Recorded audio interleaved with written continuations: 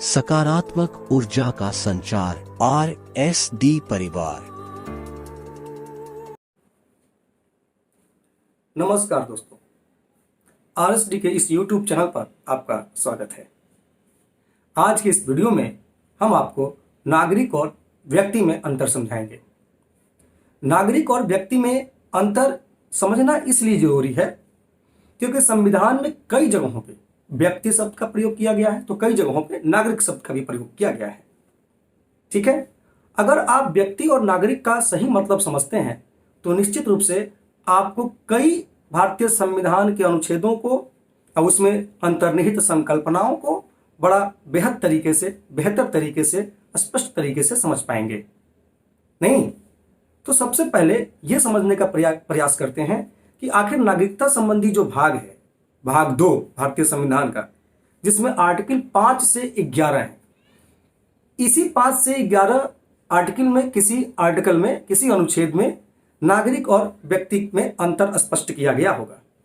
तो हम नागरिक और व्यक्ति में जो अंतर स्पष्ट करेंगे वो संवैधानिक दृष्टिकोण से करेंगे। ठीक है, तो सबसे पहले जो आर्टिकल 5 है, तो आर्टिकल 5 जो भारतीय संविधान का जो अनुच्छेद 5 है, यही वो आर्टिकल है जो नागरिक और व्यक्ति में अंतर स्पष्ट करता है। और हम समझते हैं कि इस 5 नंबर जो अनुच्छेद है भारतीय संविधान का, ये इसीलिए महत्वपूर्ण है क्योंकि यह नागरिक और व्यक्ति में अंतर स्पष्ट करता है।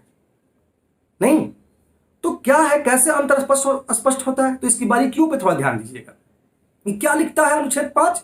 अनुच्छेद 5 में लिखा हुआ आपको मिलेगा कि संविधान के प्रारंभ पर कोई भी व्यक्ति जिसका भारत के राज्य क्षेत्र में अधिवास है, कोई भी व्यक्ति जिसका भारत के राज्य क्षेत्र में अधिवास है, डोमिसाइल घर है,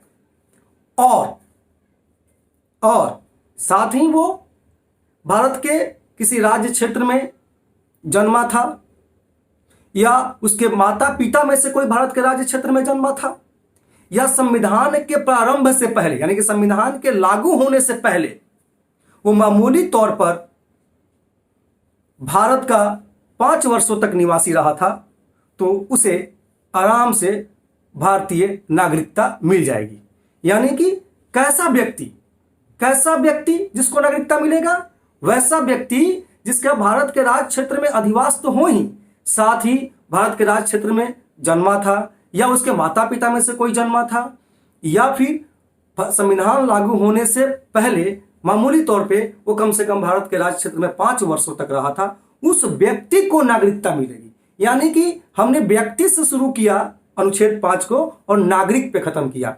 यानी व्यक्ति से नागरिक तक का जो सफर है उस बीच में 3 शर्तें हैं अधिवास को लेके। एक, वो व्यक्ति भारत के राज्य क्षेत्र में जन्मा हो, दूसरा उसके माता पिता में से कोई भारत के राज्य क्षेत्र में जन्मा हो, या तीसरा संविधान लागू होने से पहले मामूली तौर पे वो भारत के राज्य क्षेत्र में 5 वर्षों तक रहा हो।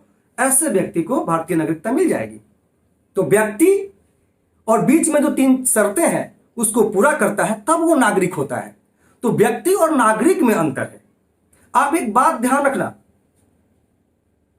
हर नागरिक व्यक्ति तो है लेकिन हर व्यक्ति भारत का नागरिक नहीं है।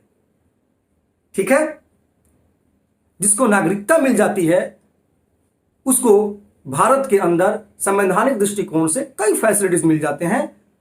ठीक है, व्यक्ति तो वो भी है जो विदेशों से आया हुआ है और भारत में रह रहा है, नहीं, लेकिन वो नागरिक तो नहीं है।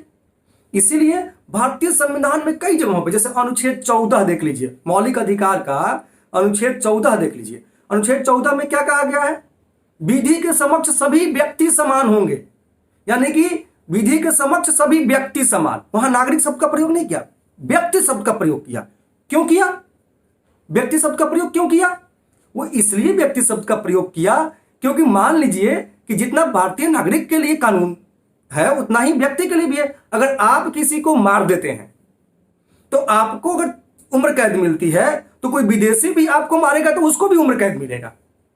नहीं, चाहे विदेशी हो, चाहे देशी हो, नागरिक हो, चाहे नागरिक न हो, सब विधि के नजर में समान है। सभी को गलती के लिए जो अपराध दंड संहिता के तहत, संविधान के तहत, ठीक है, जो दंड एक भारतीय नागरिक को मिलेगा अपराध के लिए, सेम अपराध के लिए, वही अपराध विदेशियों को भी मिलेगा।